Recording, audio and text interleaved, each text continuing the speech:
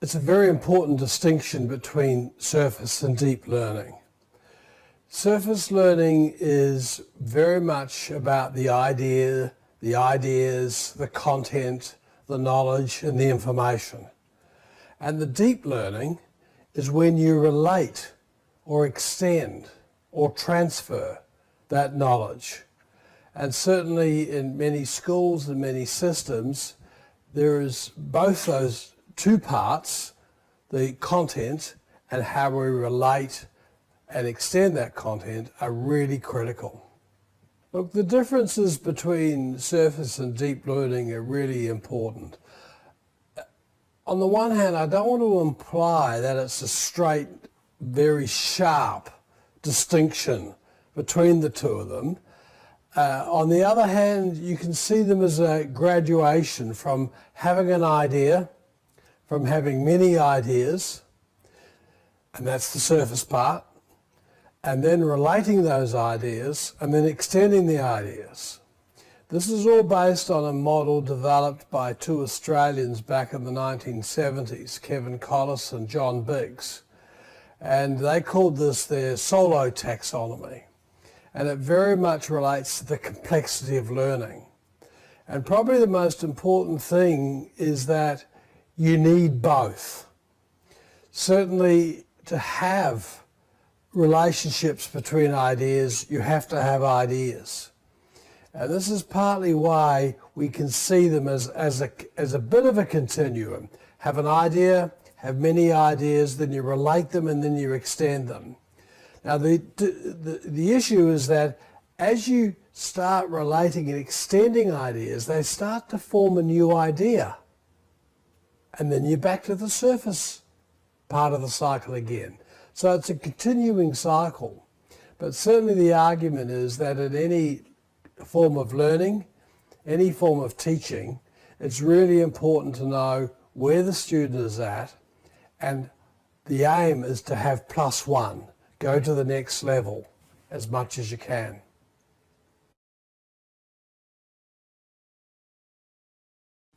As you're starting to learn something for the first time, the appropriateness of surface learning comes to the fore. Like if you've never played golf, you've never driven a car, you've never played canasta, then I would expect in the first few lessons that 90% plus of the lesson would probably be about surface learning. In fact, driving a car is a good example, whereas as a parent, we teach our kid about defensive driving and getting a sense of where they are in the car and making sure that they have anticipation. And at that moment, all they care about is where the brake is. They want to know the surface level. And so great teaching knows what to focus on.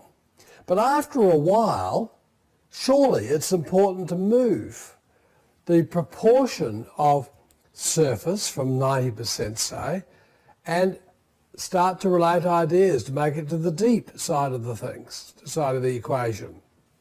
Here's the problem. When we do observations of classrooms, when we do analysis of student work, and we ask the question, what skills typically does a student need to do work in our schools? 90% plus, all they need is surface level knowledge. Surely that's not right. Now notice what I didn't say. I didn't say what the teachers think, because teachers always think it's deep learning. In fact, one of the big mistakes we make is we go to deep learning sometimes far too quickly. And so it's a really important distinction to make as to find out where the student is in that cycle of surface to deep. And obviously the other one I want to add in there is, and then as part of the deep learning, you want them to transfer to similar and to different tasks.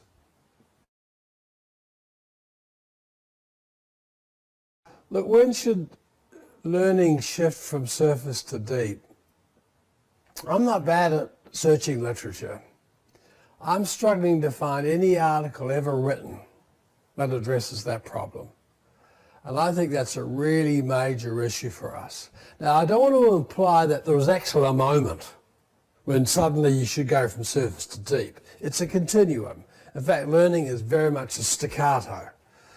But certainly we should be aware as instructors about where the students are on that complexity of learning cycle from surface to deep. And certainly at some point we should be saying to the students, stop learning more and start relating them. See, my answer to this particular question is to look at the work you ask the student to do. Look at the assessment, look at the particular task and say, which part of it is surface and which is deep? In fact, in all my own work, I usually have at least 2 questions for every concept. A surface question and a deep question. So it's very clear to the student what I'm asking for, and it's very clear to me. Students are very smart. They don't do what you ask them to do. They don't do what you tell them to do. They do what they think you think is valuable. And what is valuable is usually your assessments. So if you work backwards and construct your assignments, construct your tasks, and yeah, as I say, the easiest thing, split them. Have a surface part and a deep part. Make it plain to the student, that's what it is. Don't trick them. We need to know that you know the content. We need to know how you're going to relate the content. Then marking and scoring is a lot easier because you can have a surface and a deep component. And that's certainly what we see as the big distinction.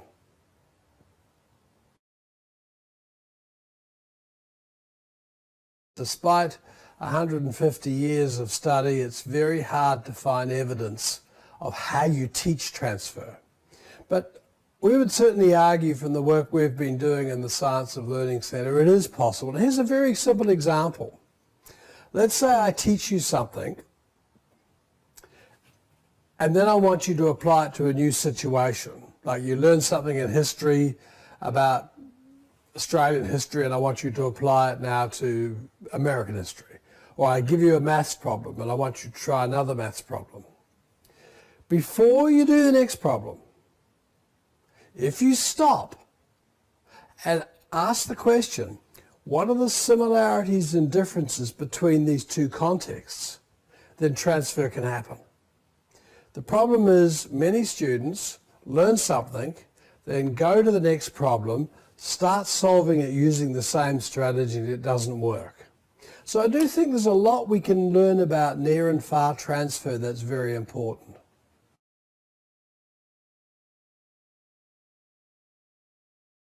In this learning cycle of moving from surface to deep, there is another kind of moderator, and that is when you first are exposed to something. I'm going to introduce you to surds today, or to distillation. I'm going to introduce you to a new period of Queensland history.